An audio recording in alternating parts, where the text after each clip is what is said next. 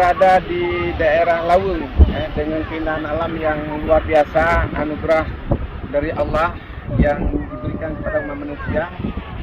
Tergantung kita bagaimana menikmatinya sekarang. Ternyata kita tidak perlu jauh-jauh mencari keindahan alam. Di sini sudah tersedia alam yang begitu indah di pinggir pantai di wilayah Lawung.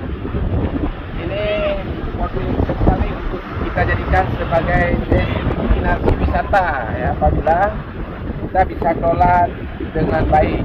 Cuman saya melihat di sini masih lemah ya, tidak dikelola dengan profesional.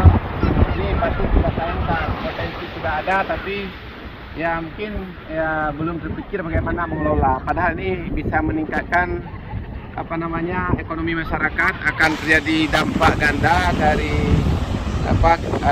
potensi yang tersedia. Ya, ini hari ini kita sudah melihat langsung di sini anak-anak bisa bermain, berlarian, main bola, lari ke sana kemari di pinggir pantai, tapi belum ada sarana penunjang yang menunjang untuk kegiatan wisata.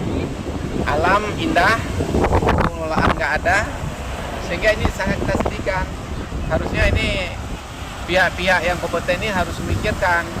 Ini nggak kalah sebenarnya indahnya dengan yang ada di Bali kah, yang ada di daerah-daerah lain, termasuk yang ada mungkin di daerah-daerah di Thailand, ya kan?